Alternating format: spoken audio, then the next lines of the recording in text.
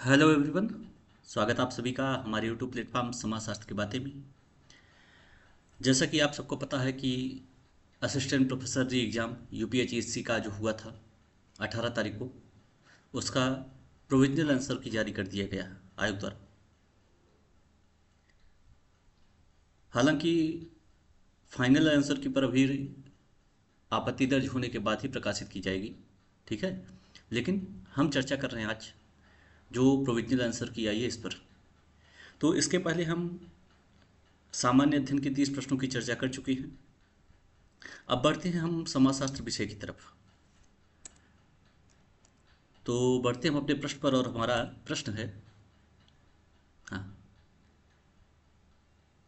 हाँ, पहला प्रश्न हमारा ये है कि निम्नलिखित में से कौन सी स्थिति श्वेत पोष अपराध, व्हाइट कॉलर क्राइम, और शक्तिशाली वर्ग के अपराध, क्राइम ऑफ द पावरफुल के बीच समाजशास्त्रीय अंतर को सर्वश्रेष्ठ रूप से दर्शाती है? ऑप्शन है: एक कारपोरेट लेखाकार निजी लाभ के लिए कंपनी के खातों में हेरफेर करता है, जबकि एक सरकारी मंत्री सार्वजनिक नीतियों को प्रभावित करने के लिए रिश्वत स्वीकार करता है। दूसरा, एक प्रबंधक कार्यस्थल पर कठोर अनुशासन लागू करता है, जबकि एक नौकरशाह सरकारी नीति लागू करता है। सी है, एक ठेला विक्रेता कर चोरी करता है, जबकि एक व्यवसायी अंतर्राष्ट्रीय व्यापार में निवेश करता है। डी है, एक कारखाना मजदूर कार्यस्थल से उपकरण चुराता है, जबकि एक राजनेता शांतिपूर्ण विरोध में भाग लेता है। इसमें आपका राइट ऑप्शन जो होगा हो जाएगा ए, एक कारपोरेट लेखाकार निजी लाभ के लिए कंपनी के खातों में हेरफेर करता है, ठीक, और जबकि एक सरकारी मंत्री सरकारी नीतियों को प्रभावित करने के लिए रिश्वत स्वीकार करता है। ठीक, आगे बढ़ते हैं। अगला प्रश्न है, आईसीटी आधारित नेटवर्क समाज के उद्भव के संदर्भ में निम्नलिखित कथनों पर विचार कीजिए। पहला है, नेटवर्क समाज में शासन का ध्यान कठोर पदानुक्रमीय नियंत्रण के बजाय सूचना के प्रवाह, कनेक्टिविटी और भागीदारी के प्रबंधन पर अधिक केंद्रित होता है। दूसरा है, औद्योगिक युग में विकसित तर्कसंगत नौकरशाही मॉडल नेटवर्क समाज की संगठनात्मक आवश्यकताओं के साथ पूर्णतः संगत है। तीसरा, सार्वजनिक क्षेत्र में बहुस्तरीय और अंतःक्रियात्मक नेटवर्क के प्रसार से आधुनिक राज्य की संरचना और कार्यप्रणाली में परिवर्तन होता है। चौथा है, आईसीटी आधारित नेटवर्किंग का प्रभाव मुख्यतः केवल लोक प्रशासन तक सीमित है, अन्य सामाजिक संस्थाओं पर इसका न्यूनतम प्रभाव है। ठीक, इसमें आपको बताना है कि कौन सा सही है। तो इसमें आपका केवल 1 और 3 सही होगा, ठीक है, जिसमें नेटवर्क समाज में शासन का ध्यान कठोर पदानुक्रमित नियंत्रण के बजाय सूचना के प्रवाह, कनेक्टिविटी और भागीदारी के प्रबंधन पर अधिक केंद्रित होता है। और दूसरा है, सार्वजनिक क्षेत्र में बहुस्तरीय अंतःक्रियात्मक प्लेटफॉर्म नेटवर्क के प्रकार से आधुनिक राज्य की संरचना और कार्यप्रणाली में परिवर्तन होता है। ठीक, आगे बढ़ते हैं। अगला प्रश्न है आपका, पोस्ट संरचनावाद के विकास के आधार पर जैक डेरिडा ने संबंधित निम्नलिखित विचारों को सही तार्किक क्रम में व्यवस्थित कीजिए। ठीक, इसमें आपका राइट ऑप्शन जो हो जाएगा वो है सी, अर्थात 2, 1, 3, 4। 2 मतलब संरचनावादी मान्यता की भाषा की संरचनाएं मानव क्रियाओं को सीमित करती हैं, नंबर 1 पे ये आएगा। उसके बाद डेरिडा ने 1966 के व्याख्यान के बाद पोस्ट संरचनावादी विचारधारा का उदय हुआ। ठीक, इसके बाद फिर डेरिडा द्वारा भाषा और सामाजिक संस्थाओं का लेखन के रूप में विखंडन। उसके बाद लास्ट है, यह निष्कर्ष कि भाषा अस्थिर है और अर्थ संदर्भ के अनुसार बदलती है। ठीक, अगला प्रश्न, निम्नलिखित में से कौन सा कथन सिल्विया बाल्फी के पितृसत्ता के संरचनात्मक सिद्धांत को सर्वाधिक सटीक रूप से दर्शाता है? पहला है, पितृसत्ता मुख्यतः लिंग भेदों का जैविक परिणाम है, इसीलिए सामाजिक संस्थाओं से काफी हद तक स्वतंत्र है। दूसरा, पितृसत्ता केवल पारंपरिक समाजों में पाई जाती है और आधुनिकीकरण तथा महिलाओं के श्रम बाजार में प्रवेश के साथ धीरे धीरे समाप्त हो जाती है। तीसरा, पितृसत्ता केवल परिवार के भीतर पुरुषों एवं महिलाओं के घरेलू श्रम पर प्रभुत्व के माध्यम से संचालित होती है। डी है, पितृसत्ता कई परस्पर संबद्ध संरचनाओं जैसे घरेलू उत्पादन, वेतनभोगी कार्य, राज्य, पुरुष हिंसा, लैंगिकता और सांस्कृतिक संस्थाओं के माध्यम से बनी रहती है। इसमें आपका राइट ऑप्शन हो जाएगा डी, अर्थात पितृसत्ता कई परस्पर संबद्ध संरचनाओं जैसे घरेलू उत्पादन, वेतनभोगी कार्य, राज्य, पुरुष हिंसा, लैंगिकता और सांस्कृतिक संस्थाओं के माध्यम से बनी रहती है। ठीक, आगे बढ़ते।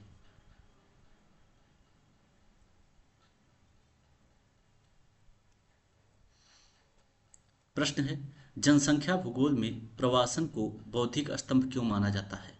ऑप्शन है, क्योंकि यह 19वीं शताब्दी के सैद्धांतिक रूप से अपरिवर्तित रहा, क्योंकि यह एक केंद्रीय भौगोलिक प्रक्रिया के रूप में कार्य करता है जो इस क्षेत्र के सैद्धांतिक विकास को प्रतिबिंबित करता है, क्योंकि यह वैश्विक जलवायु परिवर्तन को ट्रैक करने का एकमात्र तरीका है, क्योंकि यह संरचनावादी या उत्तर औपनिवेशिक प्रवृत्तियों के लिए अप्रासंगिक नहीं है। इसमें आपका राइट ऑप्शन हो जाएगा, क्योंकि यह केंद्रीय भौगोलिक प्रक्रिया के रूप में कार्य करता है और जो इस क्षेत्र के सैद्धांतिक विकास को प्रतिबिंबित करता है। ठीक है, अगला प्रश्न, प्रश्न नंबर 36 है, औद्योगिक परिवर्तन इंडस्ट्रियल चेंज के संबंध में निम्नलिखित कथनों पर विचार कीजिए। पहला है, औद्योगिक परिवर्तन एक श्रृंखलाबद्ध प्रभाव रिपल इफेक्ट उत्पन्न करता है जो राजनीतिक शक्ति के संतुलन को बदल देता है। दूसरा क्या है, औद्योगिक परिवर्तन के प्रभाव केवल सामाजिक जीवन के आर्थिक क्षेत्र तक ही सीमित रहते हैं। इसमें आपका राइट ऑप्शन हो जाएगा केवल एक सही है, अर्थात औद्योगिक परिवर्तन एक श्रृंखलाबद्ध प्रभाव उत्पन्न करता है जो राजनीतिक शक्ति के संतुलन को बदल देते हैं। अगला प्रश्न 37 नंबर, कार्ल मार्क्स के वर्ग संघर्ष के सिद्धांत का विश्लेषण करते समय निम्नलिखित में से किस तत्व पर रेमंड एरान ने सबसे अधिक जोर दिया? ऑप्शन है, वर्ग संघर्ष केवल आर्थिक असमानता का परिणाम है, वर्ग संघर्ष केवल औद्योगिक क्रांति के बाद ही शुरू हुआ, वर्ग संघर्ष एक अस्थायी सामाजिक प्रक्रिया है, मार्क्स का पूरा समाजशास्त्र मूलतः वर्ग संघर्ष का समाजशास्त्र है। ये ऑप्शन आपका सही है। ठीक, अगला, समाजशास्त्र को सबसे उपयुक्त रूप में किसका वैज्ञानिक अध्ययन माना जाना चाहिए? देखिए, ऑप्शन है, व्यक्तिगत मनोवैज्ञानिक व्यवहार, केवल आर्थिक संस्थाएं, सामाजिक समूह, समाज और मानव सामाजिक जीवन, और चौथा ऑप्शन है प्राकृतिक पर्यावरण और पारिस्थितिकी। इसमें राइट ऑप्शन आपका हो जाएगा प्राकृतिक सामाजिक समूह, समाज और मानव सामाजिक जीवन। चलिए, क्वेश्चन नंबर 39 या 39 प्रश्न है आपका, लुई ड्यूमा की प्रसिद्ध कृति होमो हायरार्कस 1966 सैद्धांतिक रूप से किस समाजशास्त्रीय परंपरा पर आधारित है? ऑप्शन है, उपनिवेशोत्तर सबाल्टर्नवाद, संरचनावाद, संघर्ष सिद्धांत, सांकेतिक अंतःक्रियावाद। ठीक, इसमें आपका राइट ऑप्शन क्या हो जाएगा? बी, संरचनावाद। ठीक, अगला प्रश्न,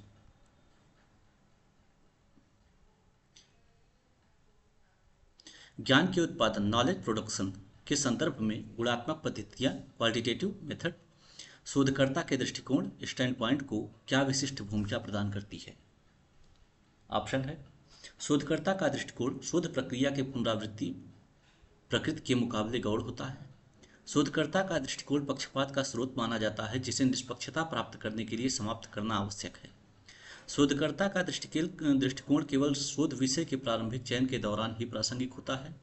शोधकर्ता का दृष्टिकोण ज्ञान की खोज और उत्पादन का एक अभिन्न अंग है। ठीक, यह ऑप्शन आपका सही है। ठीक है, आगे बढ़ते हैं। प्रश्न है, आवास और भूमि की बढ़ती कीमतें शहरीकरण के लिए सीमा के रूप में कैसे कार्य करती हैं? ऑप्शन है, वे शहर की आकर्षण क्षमता को कम कर देती हैं जब तक कि इसे उच्च वेतन या उपभोग लाभों द्वारा संतुलित न किया जाए। दूसरा, वे सामाजिक परिवहन और संरचना की आवश्यकता को समाप्त कर देती हैं। तीसरा, वे स्वतः ही विनिर्माण गतिविधियों को ग्रामीण क्षेत्रों की ओर स्थानांतरित कर देती हैं। और चौथा ऑप्शन है, वे निर्माण क्षेत्रों में तकनीकी नवाचार को रोकती हैं। इसमें आपका राइट ऑप्शन है, वे शहर की आकर्षण क्षमता को कम कर देती हैं जब तक कि इसे उच्च वेतन या उपभोग लाभों द्वारा संतुलित न किया जाए। अगला प्रश्न, निम्नलिखित में से अपशिष्ट पूर्व उपचार वेस्ट प्री ट्रीटमेंट के मुख्य उद्देश्यों के रूप में किन्हें पहचाना जाता है? ऑप्शन है, अपशिष्ट को अधिक हानि रहित बनाना या उसके भार और आयतन को कम करना। दूसरा, बेहतर ऑक्सीकरण के लिए रासायनिक ऑक्सीजन मांग COD को बढ़ाना, अपशिष्ट को पतला डाइल्यूट करके नियामक सीमाओं को पूरा करना सुनिश्चित करना, सभी वायु प्रदूषक को जल प्रदूषकों में परिवर्तित करना ताकि उन्हें आसानी से हटाया जा सके। इसमें आपका राइट ऑप्शन हो जाएगा अपशिष्ट को अधिक हानि रहित बनाना या उसके भार और आयतन को कम करना। ठीक है, अगला प्रश्न। समकालीन समाजशास्त्रीय विमर्श में बहुलवाद और राष्ट्र निर्माण के बीच संतुलन बनाने की प्रमुख चुनौती क्या है?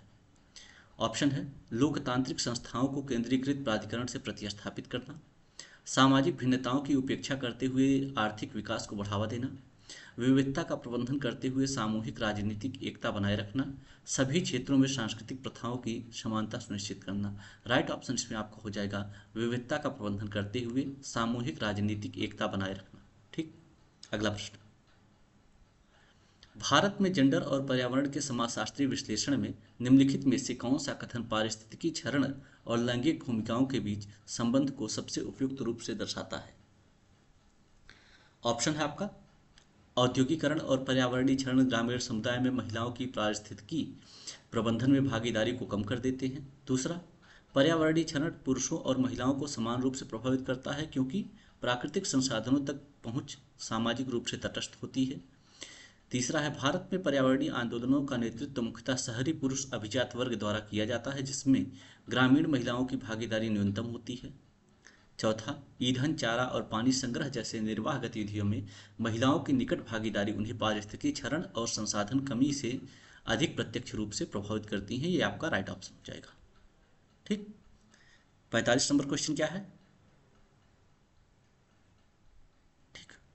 निम्नलिखित में से कौन सी स्थिति प्राथमिक विचलन और द्वितीयक विचलन, प्राइमरी डेविएंस और सेकेंडरी डेविएंस के बीच समाजशास्त्रीय अंतर को सबसे स्पष्ट रूप से दर्शाती है? ऑप्शन, एक समूह संगठित आंदोलन के माध्यम से मौजूदा मानदंडों को चुनौती देता है। दूसरा, एक व्यक्ति कभी कभी छोटे मानदंडों का उल्लंघन करता है जैसे अवैध डाउनलोडिंग, लेकिन बाद में वह विचलित पहचान को आत्मसात कर लेता है और व्यवस्थित आपराधिक गतिविधियों में शामिल हो जाता है। ठीक, ये आपका राइट ऑप्शन है। तीसरा ऑप्शन है एक व्यक्ति सभी मानदंडों का पालन करता है फिर भी उसे समाज द्वारा नकारात्मक दंड दिया जाता है। और चौथा है एक व्यक्ति छोटा उल्लंघन करता है और तुरंत कानूनी दंड प्राप्त करता है लेकिन उसकी आत्म पहचान में कोई बदलाव नहीं होती। तो यहाँ पे बी आपका राइट ऑप्शन हो जाएगा। आगे बढ़ते हैं। प्रश्न है नर्मदेश्वर प्रसाद समर्पित गतिशील और प्रतिबद्ध नेतृत्व के उद्भव पर प्रकाश डालते हैं। आधुनिकीकरण की प्रक्रिया में ऐसे नेतृत्व की मुख्य भूमिका क्या है? ऑप्शन है आधुनिक विश्व की ओर संक्रमण को प्रेरित करना और उसका प्रबंधन करना, पारंपरिक अभिजात वर्ग की यथास्थिति को बनाए रखना, संरचनात्मक विभेदीकरण को समाप्त करना, अन्य समाजों के प्रति जागरूकता को हतोत्साहित करना। राइट ऑप्शन इसमें आपका हो जाएगा आधुनिक विश्व की ओर संक्रमण को प्रेरित करना और उसका प्रबंधन करना। अगला प्रश्न, भूमि का प्राकृतिक वनस्पति से कृषि उपयोग में परिवर्तित किस रूप में माना जाता है? नियामक प्राधिकरण की कमी का मुख्य कारण, शहरी विकास की प्रक्रिया में पूर्ववर्ती चरण, समय और गुणवत्ता के साथ निर्माण उद्योग का एक उद्देश्य, भूमि उपयोग विकास का अंतिम चरण। शहरी विकास की प्रक्रिया में एक पूर्ववर्ती चरण, ये आपका राइट ऑप्शन हो जाएगा। ठीक है, अगला प्रश्न है एमिल दुर्खीम के अनुसार वे समाज जहां श्रम विभाजन कम होता है, लोग समान प्रकार का कार्य करते हैं और समान विश्वास साझा करते हैं, वे किस प्रकार की एकता से युक्त होते हैं? ऑप्शन है यांत्रिक एकता, वर्ग संघर्ष, जैविक एकता और सांस्कृतिक बहुलवाद। राइट ऑप्शन आपका हो जाएगा यांत्रिक एकता। अगला प्रश्न, राजीव भार्गव के अनुसार व्यवहार में वास्तव में विद्यमान धर्मनिरपेक्षताएं किस विशेषता से पहचानी जाती हैं? पहला है वे कुछ धार्मिक पहलुओं को समायोजित करती हैं जबकि अन्य की आलोचना करती हैं, वे सार्वजनिक क्षेत्र से सभी धर्मों को पूरी तरह बाहर कर देती हैं, वे केवल सैद्धांतिक मॉडल हैं जो केवल सिद्धांतों में पाए जाते हैं, वे राज्य का धार्मिक प्राधिकरण के प्रति पूर्ण समर्पण दर्शाती हैं। राइट ऑप्शन यहाँ पे आपका हो जाएगा वे कुछ धार्मिक पहलुओं को समायोजित करती हैं जबकि अन्य की आलोचना करती हैं। ठीक है, अगला प्रश्न 50वां प्रश्न है आपका। 50वां मतलब समाजशास्त्र का 20वां प्रश्न और टोटल का 50वां प्रश्न। निम्नलिखित में से कौन सा ग्रामीण क्षेत्र का प्रतीकात्मक कार्य माना जाता है? ऑप्शन है कागज निर्माण के लिए लकड़ी के गूदे का उत्पादन, जैव विविधता और वनस्पति प्रजातियों का संरक्षण, राष्ट्रीय पहचान के प्रतीक के रूप में आधुनिकता के प्रतिपक्ष के रूप में कार्य करना, नवीकरणीय ऊर्जा और खनिज संसाधनों का स्रोत होना। राइट ऑप्शन यहाँ पे आपका हो जाएगा राष्ट्रीय पहचान के प्रतीक के रूप में या आधुनिकता के प्रतिपक्ष के रूप में कार्य करना। ठीक, अगला प्रश्न,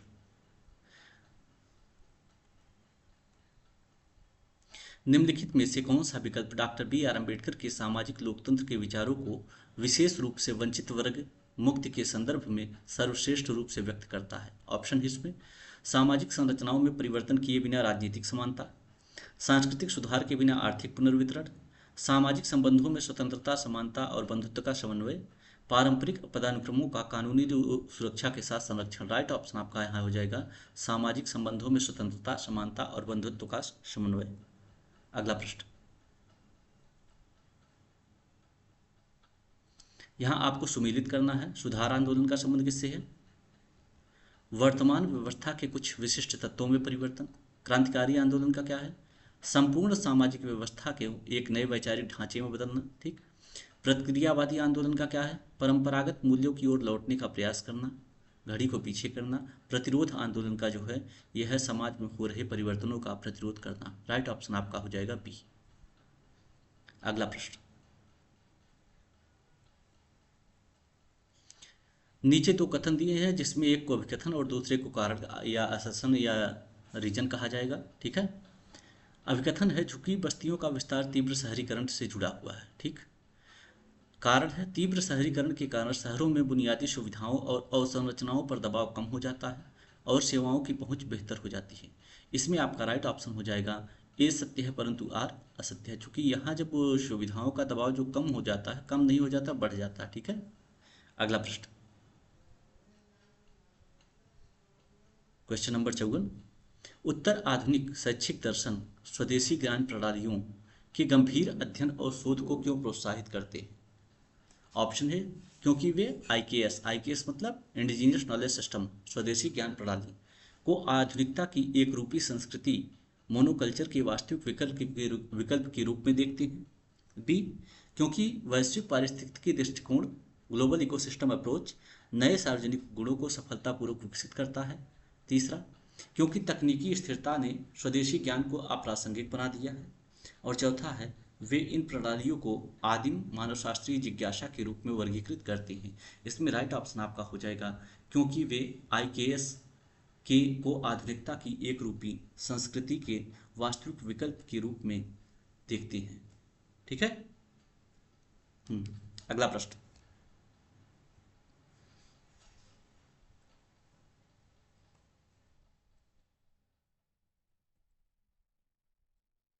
जीएस खुरिया के अनुसार इतिहास और समाजशास्त्र के बीच संबंध को किस प्रकार परिभाषित किया जा सकता है?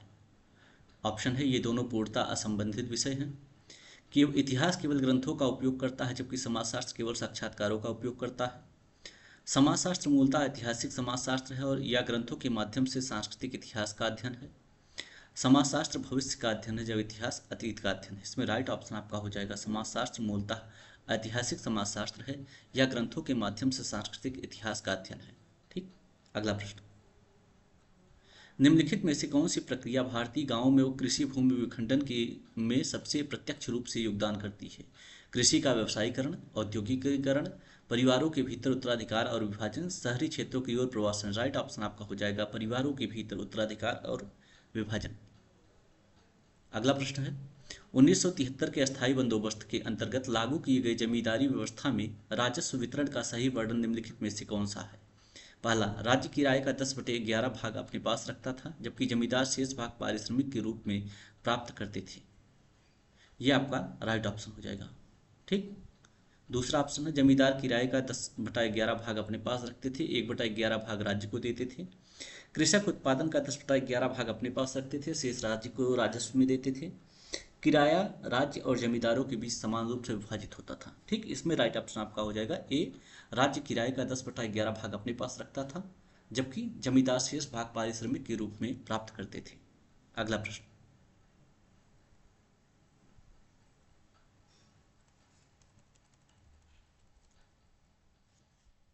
कार्ल मार्क्स के अनुसार निम्नलिखित में से कौन से कथन पूंजीवाद के संरचनात्मक विरोधाभास को सही रूप में स्पष्ट करते हैं? ऑप्शन है पूंजीवादी पूंजी संचय और मजदूरी श्रम के सह अस्तित्व से युक्त होता है। यह आपका सही है।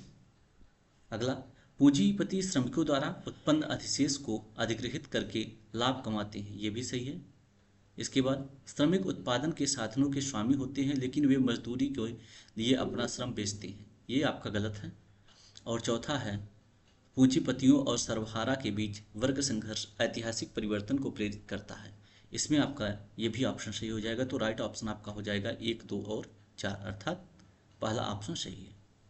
आगे बढ़ते हैं। संदर्भ समूह के समाजशास्त्रीय विश्लेषण में निम्नलिखित कथनों में से कौन से सही हैं? पहला, संदर्भ समूह का वास्तविक और अस्तित्व में होना आवश्यक है, गलत है। व्यक्ति अपने मूल्यांकन के लिए सकारात्मक और नकारात्मक दोनों प्रकार के संदर्भ समूहों के उपयोग कर सकता, सही है। संदर्भ समूह व्यक्ति के दृष्टिकोण, व्यवहार और आत्म मूल्यांकन को प्रभावित करते हैं, ये भी सही है।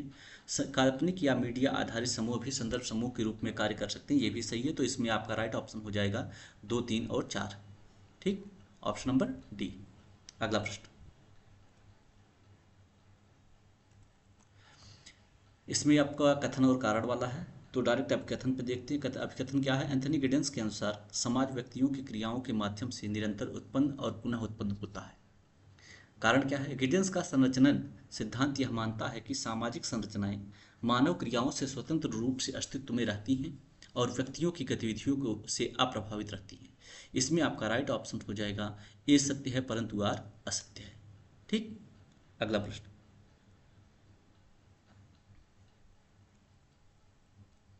निम्नलिखित में से कौन सा संयोजन शास्त्रीय समाजशास्त्रीय सिद्धांत में औद्योगिकरण की मूलभूत आर्थिक विशेषताओं का सर्वोत्तम प्रतिनिधित्व करता है? ऑप्शन, नौकरशाही और युक्तिकरण, पूंजी संचय और वैश्वीकरण, श्रम विभाजन और यंत्रीकृत उत्पादन, शहरीकरण और प्रवासन। राइट ऑप्शन आपका हो जाएगा श्रम विभाजन और यंत्रीकृत उत्पादन। अगला प्रश्न है, औद्योगिकरण और सामाजिक परिवर्तन के संदर्भ में निम्नलिखित कथनों पर विचार कीजिए। कथन क्या है? औद्योगिकरण में कृषि आधारित अर्थव्यवस्था से शहरी औद्योगिक प्रणालियों को संक्रमण हुआ, जिससे उच्च आर्थिक वृद्धि हुई। ठीक, इसमें ये आपका सही है। दूसरा, औद्योगिकरण के प्रारंभिक चरण 1750 से 1825 में विनिर्माण में भाप शक्ति का व्यापक उपयोग हुआ। ठीक, ये भी आपका सही है। दूसरा, शहरी भीड़ भाड़ के कारण औद्योगिकरण की जनसंख्या वृद्धि में कमी है, ये गलत है। ठीक, चौथा है, पूंजीवादी विकास के साथ राजनीतिक और तकनीकी परिवर्तन हुए जिन्होंने आधुनिक समाजों को आकार दिया, ये भी आपका सही है। तो राइट ऑप्शन आपका हो जाएगा 1, 2 और 4। ठीक है, अगला प्रश्न,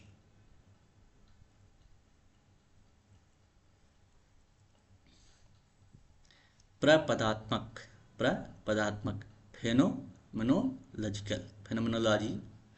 ठीक, फेनोमेनोलॉजिकल समाजशास्त्र में अल्फ्रेड शुट्ज द्वारा प्रतिपादित प्राकृतिक अभिवृत्ति नेचुरल एटीट्यूड की अवधारणा किसे संदर्भित करती है? ऑप्शन, सामाजिक संरचनाओं का वैज्ञानिक विश्लेषण, सामाजिक व्यवहार के संस्थागत नियमन की प्रक्रिया, दैनिक जीवन की वास्तविकता को स्वाभाविक और बिना प्रश्न किए स्वीकार करना, विभिन्न सामाजिक वर्गों के बीच संघर्ष। राइट ऑप्शन आपका हो जाएगा दैनिक जीवन की वास्तविकता को स्वाभाविक और बिना प्रश्न किए स्वीकार करना। अगला प्रश्न,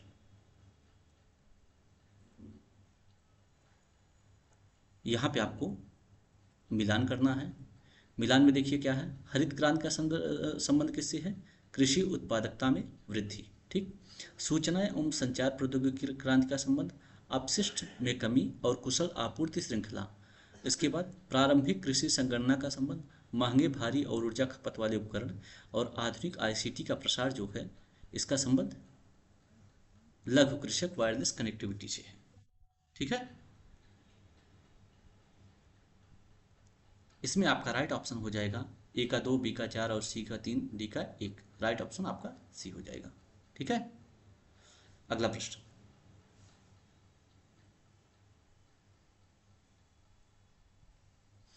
भारतीय समाज को समूहों का जटिल संगठन के रूप में वर्णित किया जाता है, न कि साधारण समूह को मिश्रण के रूप में। इस भेद का समाजशास्त्रीय अर्थ क्या है? चलिए, ऑप्शन पहला है, व्यक्ति विश्लेषण की प्रमुख इकाई बन गया है, जिससे पारंपरिक सामाजिक संरचनाओं का महत्व कम हो गया है। दूसरा, भारतीय सामाजिक वास्तविकता गहन आंतरिक विभेदों और विशिष्टताओं से परिभाषित होती है, जो गतिशील रूप से परस्पर क्रिया करती है। यह अर्थ आपका सही है। ठीक, तीसरा है, स्वतंत्रता के बाद भारत में जाति व्यवस्था को पश्चिमी वर्ग संरचना ने प्रतिस्थापित कर दिया है, चौथा ऑप्शन है केंद्रीय प्रशासन के प्रभाव से भारत में सामाजिक समूह अधिक समरूप होते जा रहे हैं। राइट ऑप्शन आपका इसमें बी हो जाएगा। भारतीय सामाजिक वास्तविकता गहन आंतरिक विभेदों और विशिष्टताओं से परिभाषित होती है जो गतिशील रूप से परस्पर क्रिया करती है। अगला प्रश्न,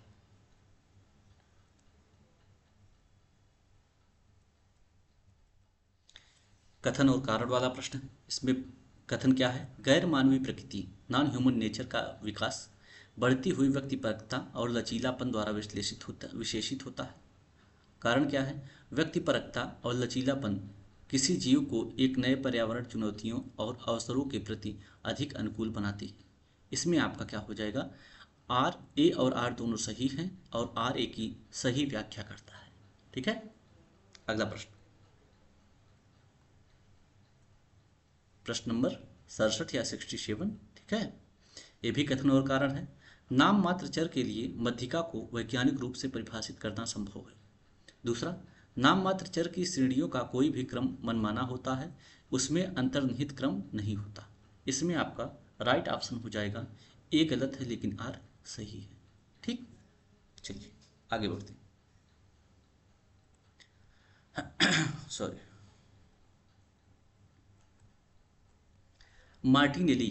मार्टिनेली आधुनिकीकरण को सामान्य सामाजिक प्रगति जैसे पहिए के आविष्कार से कैसे अलग करते हैं? ऑप्शन है आपका, आधुनिकीकरण एक सामाजिक प्रक्रिया के बजाय केवल तकनीकी विकास है। दूसरा, आधुनिकीकरण एक रैखिक प्रक्रिया है जो मानव के प्रारंभिक आविष्कारों से शुरू हुई।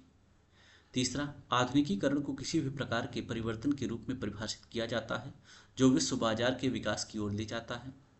आधुनिकीकरण को पिछले 200 वर्षों में घटित बड़े पैमानों पर परिवर्तनों के एक विशिष्ट संयोजन के रूप में परिभाषित किया जाता है।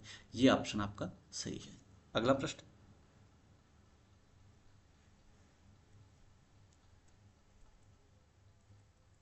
ये भी कथन और कारण का ही है। बड़े पैमाने में सर्वेक्षणों में प्रश्नावली को अक्सर प्राथमिकता दी जाती है क्योंकि यह अपेक्षाकृत कम लागत पर और साक्षात्कारकर्ता पक्षपात के बिना व्यापक रूप से फैले उत्तरदाताओं तक पहुंचने की सुविधा होती है। ठीक, ये आपका सही है। हालांकि एक बार प्रश्नावली भेज दिए जाने के बाद शोधकर्ता सर्वेक्षण प्रक्रिया के दौरान अस्पष्ट उत्तरों को स्पष्ट करने के लिए प्रश्नों या दृष्टिकोण को आसानी से संशोधन कर सकता है। ये गलत बात है। ठीक, इसमें आपका ये सत्य है परंतु आर असत्य है। ठीक है, राइट ऑप्शन ए हो जाएगा। आगे बढ़ते हैं। संसाधन आधार रिसोर्स बेस और संचलन कारकों मोबिलाइजेशन फैक्टर्स के संदर्भ में जनजातीय आंदोलनों और सामान्य कृषक आंदोलनों में मुख्य अंतर क्या है? सॉरी, ए, जनजातीय आंदोलनों में कठोर जाति हिंदू कृषकों की तुलना में सामाजिक आर्थिक विभेदन का पूर्ण अभाव होता है। बी, जनजातीय आंदोलन नेतृत्व और कार्यप्रणाली के मुख्य धारा के राजनीतिक आंदोलनों के समान होते हैं। सी, जनजातीय आंदोलनों में वन और भूमि पर द्वैध निर्भरता होती है तथा बाहरी माने जाने वाले लोगों के विरुद्ध जातीय प्रतिरोध शामिल होता है। ये आपका राइट ऑप्शन हो जाएगा। ठीक, जनजातीय आंदोलन पूरी तरह कृषि आधारित होते हैं और केवल भूमि स्वामित्व या व किराएदारी अधिकारों पर केंद्रित होते हैं। तो इसमें आपका सी राइट ऑप्शन हो जाएगा। ठीक है, आगे बढ़ते हैं। चलिए मिलान करना है यहाँ पे। जातिकरण जो है ये क्या है? वह प्रक्रिया जिसमें जनजातीय समूह जाति की सामाजिक संरचना और पहचान को अपनाते हैं। ठीक है, जनजातीकरण क्या है? वह प्रक्रिया जिसमें कुछ जातियां जनजातीय लक्षणों और सांस्कृतिक प्रथाओं को अपनाती हैं। संस्कृतिकरण क्या है? निम्न जातियों या जनजातियों द्वारा उच्च जातियों के रीति रिवाजों और जीवन शैली को अपनाना। विमुखता क्या है? बाहरी हस्तक्षेप के कारण भूमि और संस्कृति पर नियंत्रण के ह्रास तथा उनसे अलगाव की स्थिति। चलिए अगला प्रश्न, क्वेश्चन नंबर 72 कथन और कारण पर आधारित है। कथन है, डीपी मुखर्जी ने भारतीय मार्क्सवादियों की आलोचना की कि उनका दृष्टिकोण सार्वभौमिकतावादी है। कथन कारण क्या है? इस संदर्भ में सार्वभौमिकता का अर्थ है कि सामान्य मार्क्सवादी सिद्धांत को भारतीय सामाजिक संदर्भ में कठोर रूप से लागू करना।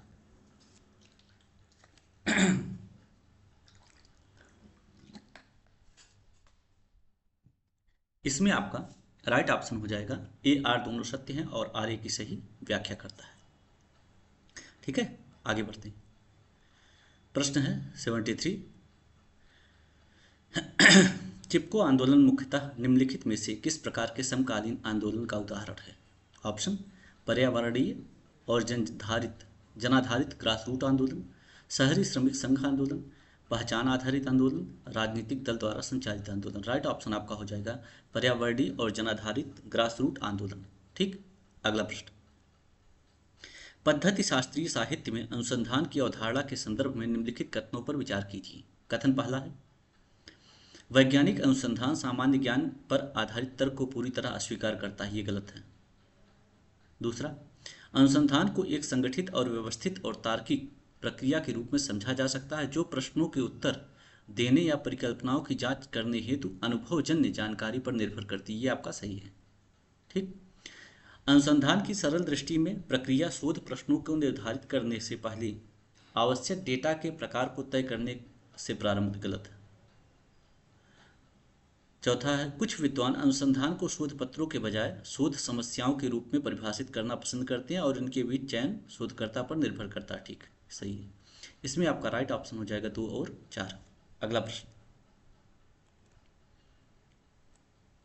मिलान करना है यहाँ पे। सामाजिकरण की प्रक्रिया जो है ये किससे संबंधित है?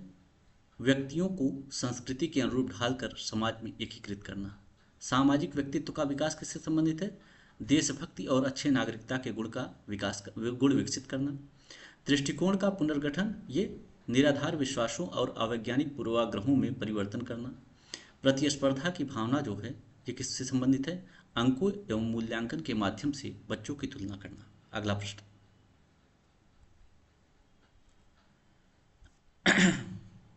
भारत में इसको थोड़ा सा छोटा करना पड़ेगा।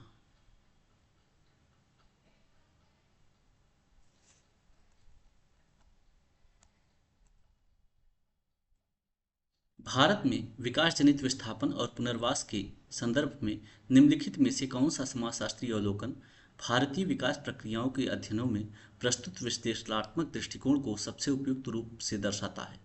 ऑप्शन है, विकास जनित विस्थापन मुख्यतः ग्रामीण आबादी के स्वैच्छिक प्रवासन के कारण होता है जो औद्योगिक क्षेत्र में बेहतर रोजगार की तलाश करते हैं।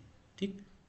दूसरा है, विकास जनित विस्थापन मुख्यतः आर्थिक रूप से प्रभुत्वशाली शहरी समूहों को प्रभावित करता है क्योंकि वे आधुनिकीकरण परियोजनाओं के प्रति अधिक उजागर होते हैं। सी क्या है? ये सी आपका राइट ऑप्शन है। बड़े पैमाने की विकास परियोजनाएं प्रायः आदिवासी समुदायों, छोटे किसानों और वन आश्रित आबादी को असमान रूप से विस्थापित करती हैं, जबकि पुनर्वास नीतियां उनके आजीविका और भूमि से जुड़े सांस्कृतिक संबंधों को पर्याप्त रूप से पुनर्स्थापित करने में अक्सर विफल रहती हैं। ये सही है। बांध और खनन जैसी विकास परियोजनाएं सामान्यतः केवल अस्थायी विस्थापन उत्पन्न करती हैं। ये यहीं पर गलत हो गया। ठीक। और पुनर्वास नीतियां प्रायः विस्थापित लोगों को उनके मूल सामाजिक आर्थिक स्तर पर पुनर्स्थापित कर देती हैं। अगला प्रश्न, समाजशास्त्रीय अवधारणा संस्कृति के संदर्भ में निम्नलिखित कथनों पर विचार कीजिए। पहला कथन है, संस्कृति में मानव अंतर्क्रिया की ठोस भौतिक और अमूर्त अभौतिक दोनों उत्पाद शामिल होते हैं। ठीक, ये आपका सही है। सांस्कृतिक विलंब कल्चरल लैग तब होता है जब अभौतिक संस्कृति भौतिक संस्कृति की तुलना में अधिक तेजी से बदलती है। ठीक। चलिए, समाजशास्त्रीय उपयोग में प्रत्येक समाज और प्रत्येक व्यक्ति के पास संस्कृति होती है। इसको सही है, ये भी सही है। उच्च संस्कृति उन सांस्कृतिक गतिविधियों को संदर्भित करती है जो मुख्यतः सामाजिक अभिजात वर्ग से संबंधित होती है। ये भी सही। देखिए, आयोग द्वारा जो आंसर की माना गया है, ठीक, उसमें इसको पहले को, तीसरे को और चौथे को सही माना गया। ठीक।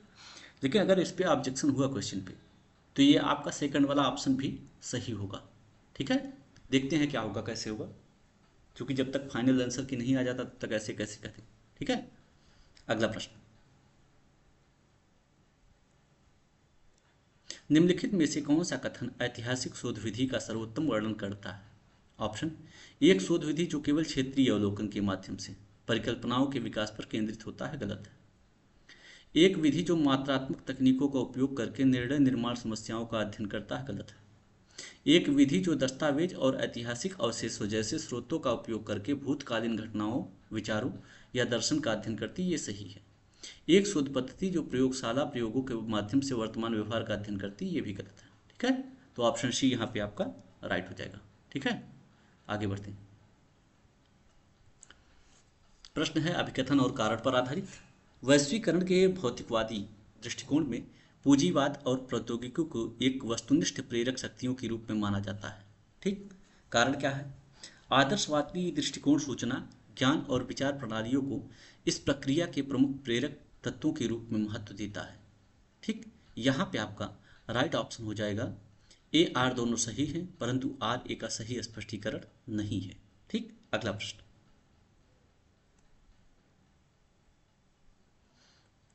समकालीन भारत में लोकतंत्र पर चर्चाओं में नागरिक समाज को मुख्यतः किस रूप में समझा जाता है?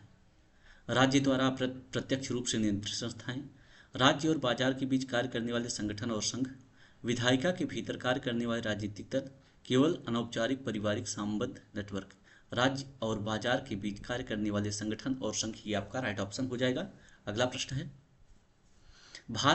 ग्रामीण भारत में कृषक असंतोष मुख्यतः निम्नलिखित में से किस कारण से उत्पन्न होता है? ऑप्शन है औद्योगिक रोजगार का उच्च स्तर, प्रौद्योगिकी का अति विकास, भू स्वामित्व में असमानता, अत्यधिक शहरीकरण। राइट ऑप्शन है भूमि स्वामित्व में असमानता। अगला प्रश्न, भूमि स्वामित्व के संदर्भ में किसान वर्ग की व्यापक श्रेणी में निम्नलिखित में से कौन सा समूह शामिल किया जा सकता है? पहला है केवल वे शहरी प्रवासी जो ग्रामीण भूमि के मालिक हैं, गलत हो जाएगा। और उसके बाद है स्वामी किसान, बटाईदार, किराएदार और कृषि मजदूर। ठीक, ये सही है। केवल अनुपस्थित जमींदार, केवल सरकारी कृषि सलाहकार। तो यहाँ पे आपका बी ऑप्शन सही होगा। ठीक है, आगे बढ़ते हैं। प्रश्न आपका सस्टेनेबल डेवलपमेंट से है। सतत आर्थिक विकास और सतत पारिस्थितिकी विकास जैसे शब्दों के उभरने से क्या संकेत मिलता है? ऑप्शन है विकास डेवलपमेंट की अवधारणा को वैश्विक स्तर पर अस्वीकार करने की प्रवृत्ति, गलत है। ब्रंटलैंड आयोग की अपने संदेश को स्पष्ट रूप से संप्रेषित करने में विफलता, ये भी गलत है। सतत विकास की मूल अवधारणा की अंतर्निहित शक्ति और अनुकूलनशीलता, ये आपका राइट ऑप्शन हो जाएगा। ठीक, विकास की सीमाएं बहस का सफल अंत, इसमें आपका सी ऑप्शन सही होगा। आगे बढ़ते हैं। विशेषीकरण का संचयन, अक्रेशन ऑफ स्पेशलाइजेशन शब्द से यह संकेत मिलता है कि आधुनिक नौकरशाही मॉडर्न ब्यूरोक्रेसी में श्रम विभाजन डिवीजन ऑफ लेबर कैसा है? ऑप्शन है यह मुख्यतः इंग्लैंड पर फ्रांसीसी क्रांति के प्रभाव का परिणाम है, गलत है। यह विशेषज्ञ भूमिकाओं की निरंतर बढ़ती और जटिल परतों पर निर्माण है जो प्रशासनिक विभाजन को और गहरा करती है, ये सही है। यह एक अस्थायी चरण है जो अंततः प्रत्यक्ष लोकतंत्र की ओर ले जाएगा। यह एक स्थिर प्रक्रिया है जिसका शासन संरचना पर कोई वास्तविक प्रभाव नहीं पड़ता। तो यहाँ पे आपका राइट ऑप्शन हो जाएगा बी। यह विशेषज्ञ भूमिकाओं की निरंतर बढ़ती और जटिल परतों का निर्माण है जो प्रशासनिक विभाजन को और गहरा करती है। अगला प्रश्न, दंड और उपचार के बीच उनके तात्कालिक उद्देश्यों के संदर्भ में मूलभूत अंतर क्या है? ऑप्शन, उपचार अपराधी के अतीत पर केंद्रित होता है जबकि दंड पीड़ित की आवश्यकताओं पर केंद्रित होता है, गलत है। दंड कानूनी नियमों द्वारा संचालित होता है जबकि उपचार चिकित्सा नैतिकता द्वारा संचालित होता है, ये भी गलत है। दंड स्वयं में एक उद्देश्य है जबकि उपचार सामाजिक स्थिरता प्राप्त करने का एक साधन, ये भी गलत है। दंड का स्वभावतः उद्देश्य वंचना या पीड़ा पहुंचाना होता है जबकि उपचार इससे बचने का प्रयास करता है। ठीक, अगला प्रश्न, निम्नलिखित में से कौन सा भारत में उदारीकरण के लिए एक आर्थिक चुनौती है? ऑप्शन, विदेशी निवेश का पूर्णतः समाप्त हो जाना, सकल घरेलू उत्पाद की वृद्धि में पूर्ण कमी, घरेलू उद्योगों पर वैश्विक प्रतिस्पर्धा के प्रति संवेदनशील होना, उद्योगों पर नौकरशाही नियंत्रण में वृद्धि। राइट ऑप्शन है घरेलू उद्योगों का वैश्विक प्रतिस्पर्धा के प्रति संवेदनशील होना। अगला प्रश्न, नीचे दिए गए कथन, हाँ यहाँ पे आपका अभिकथन और कारण है। ठीक, भारत में उपराष्ट्रीयतावाद एकीकृत राष्ट्र की अवधारणा के लिए चुनौती उत्पन्न करता है। कारण क्या? उपराष्ट्रीयतावाद का अर्थ है राष्ट्र राज्य के भीतर राजनीतिक मान्यता और स्वायत्तता के लिए क्षेत्रीय या जातीय पहचान का दावा करना। इसमें आपका राइट ऑप्शन हो जाएगा ए आर दोनों सत्य हैं और आर ए का सही स्पष्टीकरण है। ठीक, ये आपका सी ऑप्शन सही होगा। ठीक है, चलिए आगे बढ़ते हैं।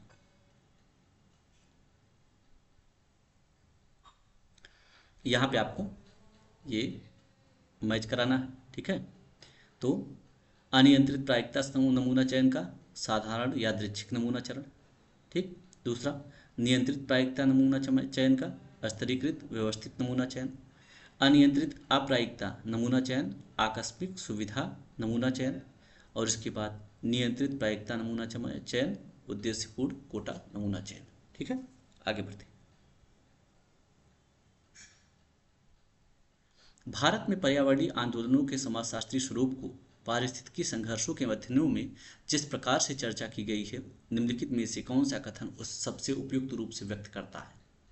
ऑप्शन है, भारत में पर्यावरणीय आंदोलन मुख्यतः शहरी अभिजात वर्ग द्वारा संचालित सौंदर्यपरक संरक्षण प्रयास है जो वन्यजीव और मनोरंजन से संबंधित है। गलत है। दूसरा, भारतीय पर्यावरणीय आंदोलन का एक महत्वपूर्ण स्वरूप विकास के लाभार्थियों और स्थानीय पारिस्थितिकी तंत्र पर निर्भर समुदायों के बीच संघर्ष से उत्पन्न होता है, जिसे प्रायः गरीबों का पर्यावरणवाद कहा जाता है। ये आपका राइट ऑप्शन हो जाएगा। ठीक है। पर्यावरणीय आंदोलन मुख्यतः संसाधन दक्षता में सुधार हेतु राज्य नियोजित तकनीकी पहल का प्रतिनिधित्व करते हैं। और चौथा ऑप्शन है, भारत में पर्यावरणीय आंदोलन मुख्यतः वैश्विक पर्यावरण संगठनों द्वारा उत्पन्न होते हैं जो स्थानीय समुदायों पर संरक्षण नीतियां थोपने का प्रयास करते हैं। ठीक है, बी ऑप्शन यहाँ पे आपका सही हो जाएगा। चलिए, क्वेश्चन नंबर 90, ग्रामीण क्षेत्रों में पंचायती राज व्यवस्था का मुख्य उद्देश्य। चलिए, प्रशासनिक शक्ति को राष्ट्रीय स्तर पर केंद्रीकृत करना, सभी राज्य सरकारों को स्थानीय निकायों से प्रतिस्थापित करना, विकास गतिविधियों को केवल शहरी क्षेत्रों तक सीमित करना, स्थानीय स्वशासन और लोगों की भागीदारी को बढ़ावा देना। यह आपका राइट ऑप्शन हो जाएगा। यहाँ पे आपको मैच कराना है दोनों का। ठीक। जनसंख्या की ज्यामितीय वृद्धि, प्रत्येक पीढ़ी में जनसंख्या का दोगुना होना। निर्वाह साधनों की अंगड़ती वृद्धि, ये खाद्य आपूर्ति में धीमी रैखिक वृद्धि। निवारक अवरोध, ये क्या है? नैतिक संयम, जैसे विवाह में विलंब। सकारात्मक अवरोध, युद्ध, अकाल और महामारी मृत्यु दर बढ़ाती है। ठीक, यहाँ पे राइट ऑप्शन आपका हो जाएगा बी। अगला प्रश्न, शास्त्रीय समाजशास्त्रीय विश्लेषण में प्राचीन और आधुनिक नगरों के आकार की तुलना करने में निम्नलिखित में से कौन सा कथन पद्धतिगत कठिनाई को सर्वाधिक उपयुक्त रूप से व्यक्त करता है? ऑप्शन है, आधुनिक नगर उपनगरीय क्षेत्रों को शामिल करके जनसंख्या को बढ़ा चढ़ाकर दर्शाते हैं। गलत है। प्राचीन नगर व्यापार मार्गों से भौगोलिक रूप से अलग थलग थे। गलत है। प्राचीन नगरों में राजनीतिक संगठन का अभाव था जबकि आधुनिक नगरों में यह मौजूद। ये भी गलत है। विश्वसनीयता, जनगणना आंकड़ों की अनुपस्थिति और नगर की परिभाषा की अस्पष्टता तुलना को जटिल बनाती है। यह आपका राइट ऑप्शन हो जाएगा। अगला प्रश्न है, पूंजीवादी कार्यस्थल कैपिटलिस्ट वर्कप्लेस में डिवीजन ऑफ लेबर सामाजिक वियोजन एलिनेशन में विशेष रूप से कैसे योगदान देता है? यह हानि की भावना को बढ़ावा देता है जो कल्याण के लिए आवश्यक। गलत है। यह विशेषीकृत कार्यों के माध्यम से श्रमिक की सृजनात्मक क्षमता को बढ़ाता है। यह भी गलत है। यह ऐसी प्रतिस्पर्धा उत्पन्न करता है जो लोगों के बीच जैविक सामाजिक संबंधों को व्यवस्थित रूप से कमजोर कर देता है। ये सही है। यह सुनिश्चित करता है कि प्रकृति को अपने आप में एक मूल्यवान वस्तु के रूप में देखा जाए। इसमें आपका राइट ऑप्शन जो है ये सी सही होगा। ठीक है, आगे बढ़ते हैं। कार्यात्मकतावादी दृष्टिकोण के अनुसार स्तरीकरण प्रणाली संसाधनों की बर्बादी को कैसे रोकती है? ऑप्शन, लोगों को उच्च शिक्षा प्राप्त करने के लिए हतोत्साहित करके। ये गलत हो जाएगा। सभी लोगों को एक ही प्रकार के कार्य के लिए प्रशिक्षित करना, ये भी गलत हो जाएगा। ठीक। समाज के संसाधनों को कठिन एवं महत्वपूर्ण पदों जैसे चिकित्सक के लिए व्यक्तियों के प्रशिक्षण में लगाकर यह सुनिश्चित करके कि वे उन्हीं भूमिकाओं में कार्य करें। ये आपका राइट ऑप्शन हो जाएगा। ठीक। और लास्ट है, यह सुनिश्चित करके कि शारीरिक श्रम केवल अत्यधिक प्रशिक्षित व्यक्तियों द्वारा किया जाए। ये भी गलत है आपका। ठीक है, आगे बढ़ते हैं। यह कथन और कारण पर आधारित है। अपराध शास्त्र में नारीवादी दृष्टिकोण 20वीं शताब्दी के प्रारंभिक अपराध सिद्धांतों के विकास में केंद्रित थे। कारण क्या है? 1970 के दशक में इस अनुशासन में लैंगिक दृष्टिकोण शामिल होने तक अपराध शास्त्र में लिंग को काफी हद तक नजरअंदाज किया गया था। इसमें आपका राइट ऑप्शन है ए गलत है परंतु आर सही है। आगे बढ़ते हैं। प्रश्न है, निम्नलिखित में से किसे एम एन श्रीनिवास ने एक आर्थिक अवसर के रूप में पहचाना है जिसने जाति व्यवस्था की संरचना को प्रभावित किया? निम्न जातियों में साक्षरता दर की कमी, कृषि भूमि का सामंती जागीरों में एकीकरण, उद्योगों, नगरों और नए परिवहन नेटवर्क का विकास, मिशनरी द्वारा संचालित शैक्षिक पहलों का अस्वीकार। उद्योगों, नगरों और नए परिवहन नेटवर्क का विकास, इसमें आपका राइट ऑप्शन हो जाएगा। अगला प्रश्न है, हर्बर्ट स्पेंसर ने सामाजिक प्रगति के दृष्टिकोण को निम्नलिखित में से किस रूप में सबसे उपयुक्त रूप से वर्णित किया है? ऑप्शन: मानव द्वारा योजनाबद्ध सामाजिक अभियांत्रिकी का परिणाम, मानव की आध्यात्मिक खोज में गिरावट, सामंतवाद से पूंजीवाद की ओर एक शुद्ध आर्थिक परिवर्तन, मानव नियंत्रण से परे ब्रह्मांडीय शक्तियों द्वारा संचालित एक स्वचालित प्रक्रिया। ठीक, आगे बढ़ते हैं।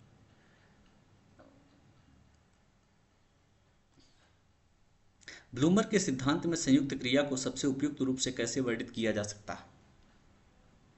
ऑप्शन है: सामाजिक व्यवस्था में भूमिकाओं का यांत्रिक समन्वय, व्यक्तिगत आचरण की रेखाओं के सामंजस्य से उत्पन्न सामूहिक क्रिया, सांस्कृतिक सहमति द्वारा बनाए रखा गया संबंधों का स्थिर ढांचा, सामाजिक संदर्भ में व्यक्तिगत मनोवैज्ञानिक उद्देश्यों का योग। इसमें राइट ऑप्शन आपका हो जाएगा व्यक्तिगत आचरण की रेखाओं के सामंजस्य से उत्पन्न सामूहिक क्रिया। अगला प्रश्न: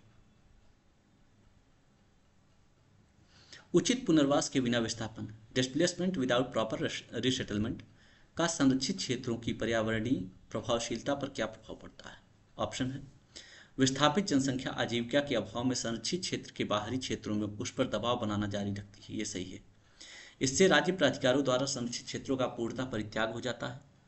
इससे संरक्षित क्षेत्र का तत्काल औद्योगिक क्षेत्रों में रूपांतरण हो जाता है। मेजबान जनसंख्या राज्य के विरोध में संरक्षित क्षेत्र पर कब्जा कर देती है। राइट ऑप्शन हो जाएगा ए, विस्थापित जनसंख्या आजीविका के अभाव में संरक्षित क्षेत्र के बाहरी क्षेत्रों में उस पर दबाव बनाना जारी रखती है। अगला प्रश्न और इस प्रश्न पत्र का अंतिम प्रश्न।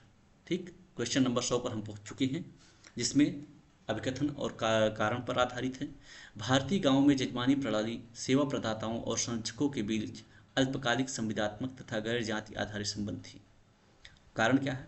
सेवा करने वाली और सेवा प्राप्त करने वाली जातियों के बीच संबंध संविदात्मक, व्यक्तिगत, अस्थायी या सीमित नहीं था, बल्कि पारंपरिक जातिगत दायित्वों पर आधारित था। इसमें आपका राइट ऑप्शन हो जाएगा ए गलत है लेकिन आर सही है। ठीक, इसी के साथ ठीक समाजशास्त्र विषय का यह री एग्जाम वाला क्वेश्चन पेपर यहीं पर समाप्त होता है। हाँ, मूल बात यह है कि ये जो क्वेश्चन हमने सॉल्व कराया है, ठीक, ये आयोग द्वारा जारी प्रोविजनल आंसर की पर आधारित है। ठीक, फाइनल आंसर की आने पर इसमें 1-2 नंबर कम हो सकता है या 1-2 नंबर ज़्यादा हो सकता है। ठीक है। हाँ, कमेंट बॉक्स में आप ये जरूर बताइएगा कि आपका इस पेपर में कितना क्वेश्चन सही हो रहा है। ठीक है। परीक्षा में सफलता की अग्रिम शुभकामनाओं के साथ यह वीडियो यहीं पर समाप्त करते हैं। धन्यवाद।